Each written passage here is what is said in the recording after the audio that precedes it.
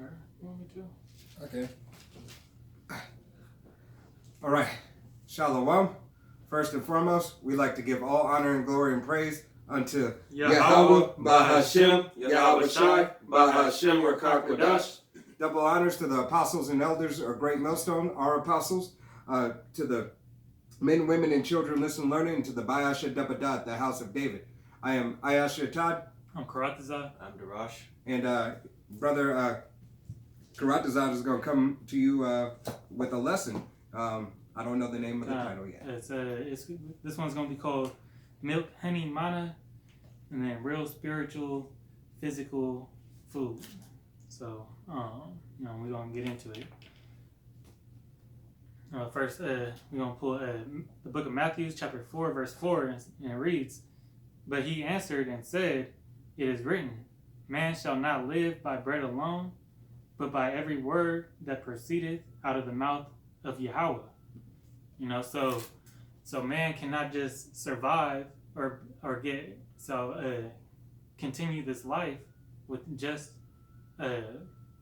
physical food. You need a spiritual substance, and that's the word of Yahweh Bashem Yahweh Shai. God. That incorruptible seed. Go ahead and pull that. God. Darash. This is the book of 1 Peter chapter 2, verse 2. "As newborn babes, desire the sincere milk of the word, that ye may grow thereby." God, so, as a child straight out the womb, you desire milk from your mother's breast. And that word desire in the Strong's, it is a pitheo, from the Greek 1909, and it simply means to crave possession or long or lust after. Milk being the precepts and the words in this book that are easy to digest. They bring comfort. Just as a mother's breast brings comfort to the child, and it creates a bond. God, and nourishment. God, and it's that nourishment that you can't just come into this truth and go straight for that strong meat, or else you're gonna get lost. You'll get lost in that sauce. You go ahead and grab it. God, this will be the book of Psalms 119, and start at verse 103. It'll read, "How sweet are the words unto my taste, yea, sweeter than honey to my mouth. Through thy precepts I get understanding." God, through the precepts, that mean, and the comparison to words being like honey into the mouth, because it's pleasing to us, it's fulfilling, and it, when you got a sweet tooth, this word feels that craving, God. More than anything else, more than an actual candy or something sweet like honey. And the precepts give you understanding. You got to go into the precepts to get this truth. Go ahead and grab that for me. All right, this is Isaiah chapter 28, verse 9. "Whom shall he teach knowledge, and whom shall he make to understand doctrine? Them that are weaned from the milk and drawn from the breasts." Yahweh Bashem Yahweh Shai teaches knowledge to those who seek him, who seek after him. First and foremost, you got to be a part of Israel, the Negroes, Latinos, and Native Americans that are on that chart. Your father's seed has to go back to that line, and then you got to seek after him. It's only going to be given unto the elect and those that are diligent. This is the definition of wean on Google Dictionary. It says accustom an infant or other young mammal to the food other than its mother's milk. So they're growing up. They're being separated from the titty, because they're now old enough to digest solid foods. Also, one other definition, it says to be strongly influenced by something, especially from an early age. this Bible's been in and out of my life this whole time, but coming into the truth, I was strongly moved by these words to come in and put my hand to the plow, and that goes for the other brothers out on the highways and byways too. This word moved us. When I grab the definition of drawn in the blue letter, and it goes back to the Hebrew word adak, and it's in H. It is H627.5, so 6275, and adak meaning to move, proceed, advance, to move on. So this word will advance us. Getting us closer to the Most High. Bringing us closer into salvation. And then, that's it. God. This is the book of Proverbs, chapter 3, and verse 5. And it reads, "Trust in Yahweh with all thy heart, and lean not unto thine own understanding. In all thy ways acknowledge him, and he shall direct thy path. Be not wise in thy own eyes. Fear Yahweh, and depart from evil. It shall be healthy to thy navel, and marrow to thy bones." So we lean not to our own understanding. We look. We first have to learn what we're teaching from the apostles and elders of the GMS doctrine. Because that is the sound doctrine through the Spirit. And this is not just what I want or I want you to hear. I'm not trying to get rich off of this. We're not into those games. We give it to you straight up, and we bring out the truth. Abaratazah, if I'm bringing it out wrong, a brother rebuke me, for my better knowledge, And read that last verse in 8 again. God. "It shall be health to thy navel, and marrow to thy bones." So it was this particular precept is talking about the commandments and understanding the commandments, and first and foremost the commandments that were put into that stone were the words of Yahweh B'Shem Yahushai, of Yahweh that he gave unto Moses, and so we were supposed to follow those, and by following those we get understanding and being drawn. Can you read that verse 8 again? "It shall be health to thy navel, and marrow to thy bones." So health to thy navel. How does a mother, when they're cultivating that baby, the baby eats out of the umbilical cord that is attached to the navel. The same way when you read read this book and get the full understanding and truth out of it. Yahweh B'Shem Yahushai is putting that spiritual food and nourishing your soul. And marrow to the bones, he's making your bones strong. God. It's the same as when a baby eats, or let's say there's a preemie baby or something like that, and it's giving you that fat. This word will quicken you. All right. If you allow Yahweh B'Shem Yahushai to work in you, if you seek after him. All right. Salakia, I was just giving a sign. You good?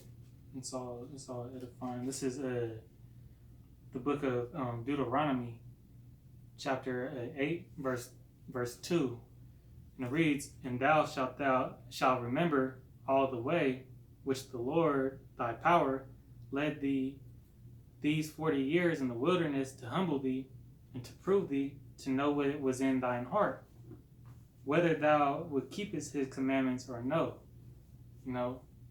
He put the Israelites after he had Moses lead them out of Egypt. He put them right into a test to make sure that they was true about their word. Because the word doesn't, the Most High don't break his word. He expects you to do the same.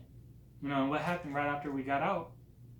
You had the 2/3 saying, "Hey, at least we was able to eat out there," because they didn't have that they didn't have that the knowledge of the they didn't have that faith. God. You know, that's why he had to put a physical form of manna. You know, if not, he would have fed them the same way that he fed Mashah in the mountain. You know, for the 40 nights that he was up there, because he didn't eat just like Yahushua didn't eat in the desert. You know, they had to be fed from something else, and that was that spiritual food. That was the word of the Most High was fulfilling to their souls, and it's spiritual and physical at the same time.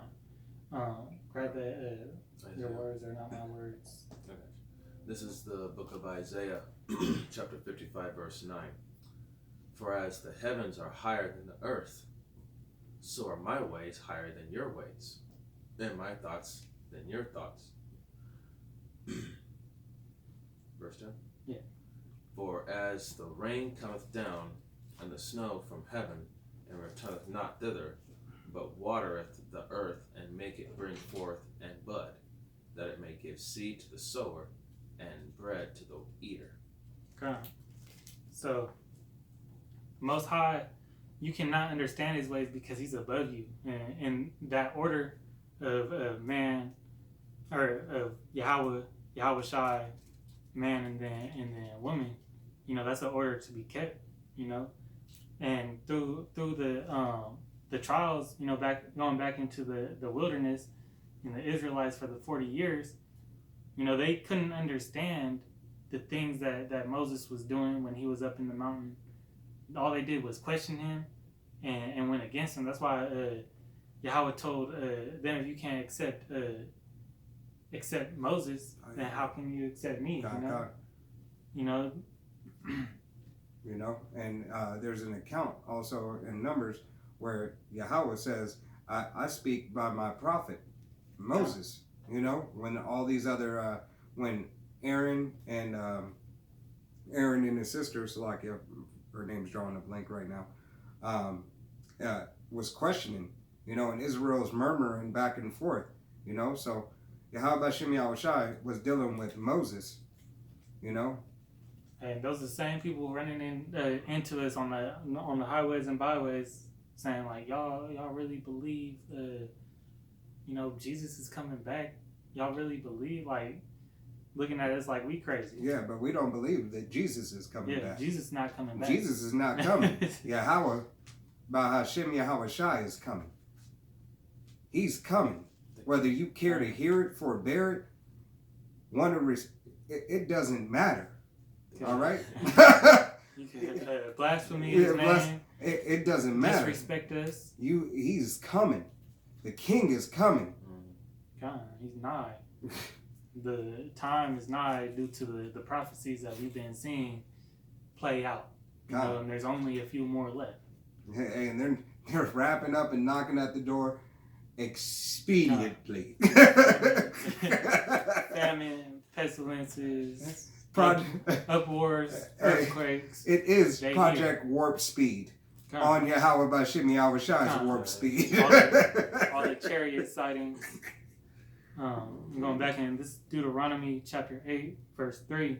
And he humbled thee, and suffered thee to hunger, and fed thee with manna, which thou knewest not, neither did thy fathers know, that he might make thee know that the man doeth not live by bread only, but by every word that proceedeth out of the mouth of the Lord doeth man live. You know, and that's the foreshadowing to Yahweh Shai being in the desert as well, saying those same exact words.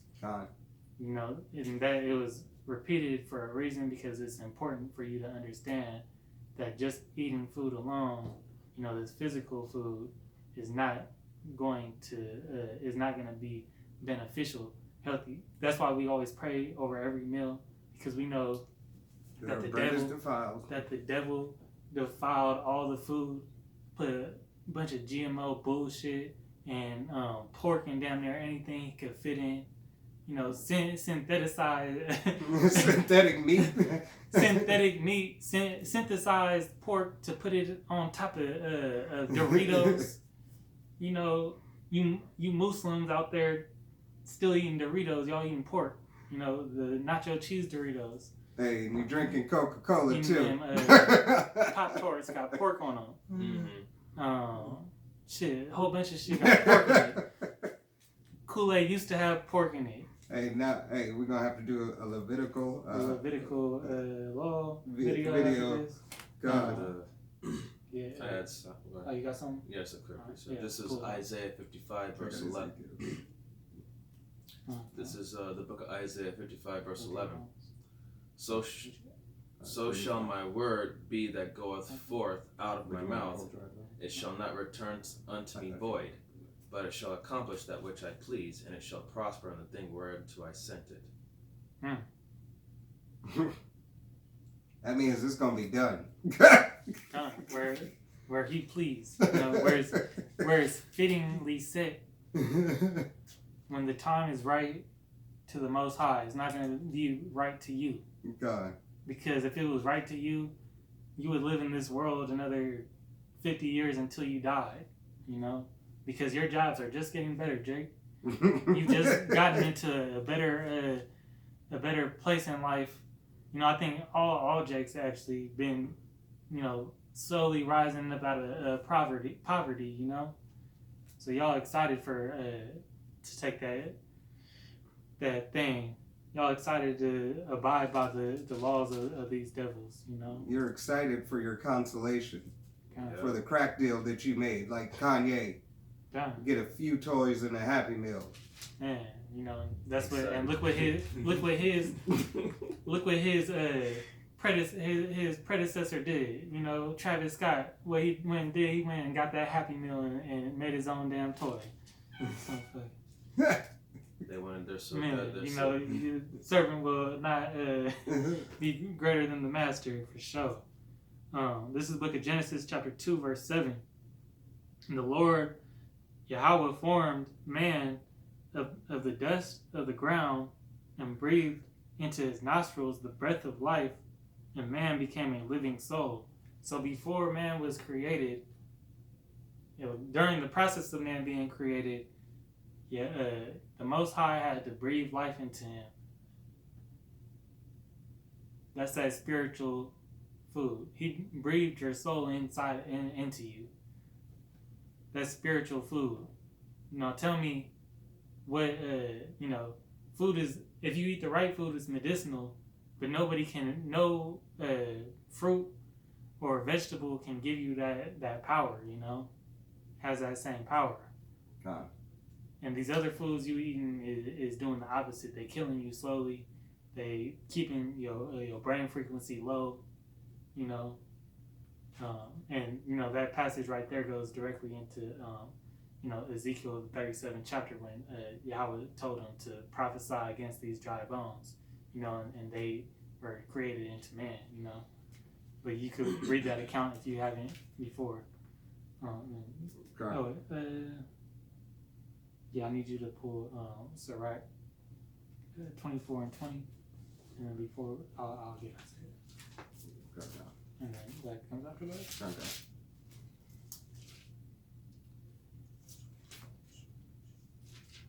And you're gonna read down to 21. All right. This is the book of Sirach, chapter 24, verse 20. It says, "For my memorial is sweeter than honey, and mine inheritance than the honeycomb. They that eat me shall yet be hungry, and they that drink me shall yet be thirsty." Okay. And there's going to be a time where, you know, the 2/3 are thirsting for and hungry for this word, you know. They're not going to be able to find it, pertaining to Amos, I believe, 8 and 11. God. That's the famine of the word. And that's going to be the famine of the word. And that's coming real soon. And, you know, we in those times to where that's the prophecy about to happen. You can see them start taking down YouTube videos when they say certain words, government gearing up to push out their plan. God. You know, chariot sightings at an all-time high. God. And, you know, the memorial of the word, or the Yahweh Bashim Yahushai's memorial is this book. You know, it's the heritage. It's how we read about the accounts and the everything that was done before time and what's to come. That's the memorial, the greatness of those things, the sufferings of our ancestors, and the testimony of Yahweh Shai. God, because everything was written for time was for our learning, roughly paraphrasing scripture. Romans 15:4. God. This is going to be the book of Isaiah, chapter 55, verse 1.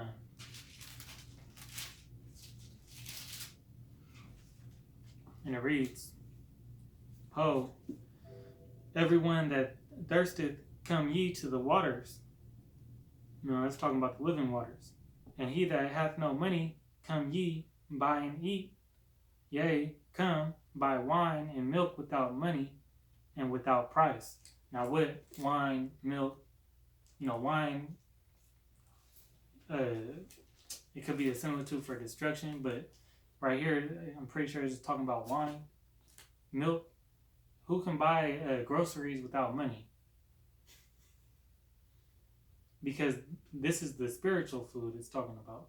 Verse 2, wherefore do ye spend money for that which is not bread, and your labor for that which satisfieth not? Hearken diligently unto me, and eat ye that which is good, and let your soul delight itself in fatness. All right. This word is more fulfilling than all of that. It says, and right now, when the outsider looking in to the Hebrew Israelite preaching the testimony of Yahweh Bashim Yahweh Shai on the street corner is looking at us like, what the hell is y'all doing this for? What we doing it for is our salvation and for the restoration of our nation. And that's the bread that's the bread that satisfies not, because y'all see it as this ain't gonna happen. God. Oh, ye of little faith. God. Yeah, go ahead and pull that Ezekiel thing. Ezekiel 3. I got it. Okay, good. Right. This would be the book of Ezekiel, chapter 3, verses 3 through 5. 13. And it's like 1 through 5. Right? 1 through 5 or 1 through 3? 1 through 3. 1 through 3. And it reads, moreover, he said unto me, Son of man, eat that thou findest, eat the roll, and go speak unto the house of Israel. So I opened my mouth, and he caused me to eat that roll. And he said unto me, Son of man, cause thy belly to eat, to eat, and fill thy bowels with this roll that I give thee. Then did I eat it, and it was in my mouth as honey for sweetness. God, so you could take this a couple ways. You got the bread of life, which Yahweh Shai broke at the supper. And then you got the roll, as in the scriptures.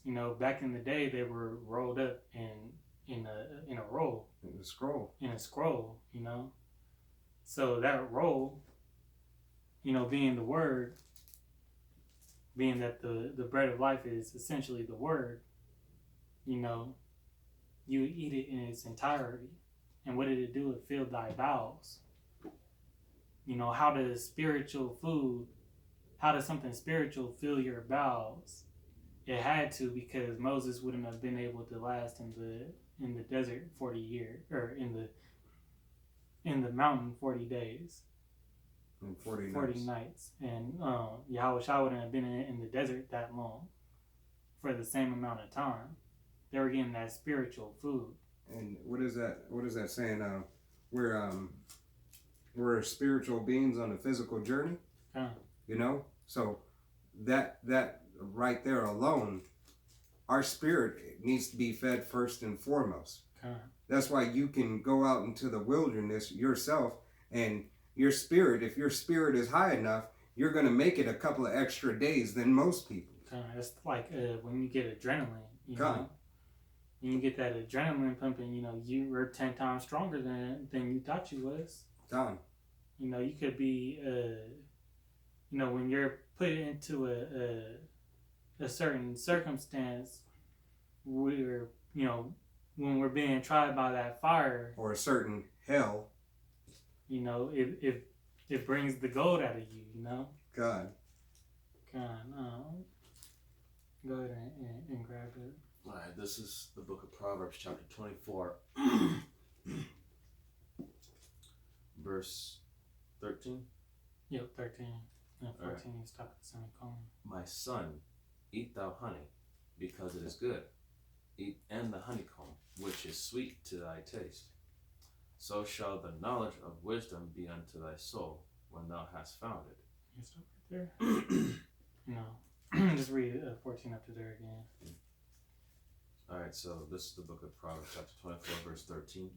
My son, eat thou honey, because it is good, and the honeycomb, which is sweet to thy taste. Verse 14, so shall the knowledge of wisdom be unto thy soul, when thou hast found it. God, knowledge and wisdom is pleasing to your soul, just as these words are pleasing to your mouth. And at the end of the day, you know, this is what you know, is most fulfilling to us. These words are that food, that sense of fulfillment that we've been looking for this whole time, you know. And because without this truth, brothers would still be lost.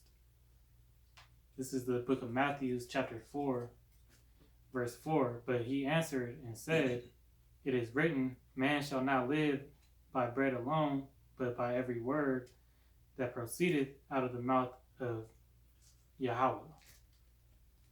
So, Lord willing, this was an edifying lesson. You got a precept? Yes, a quick one. This is Proverbs chapter 13, verse 11.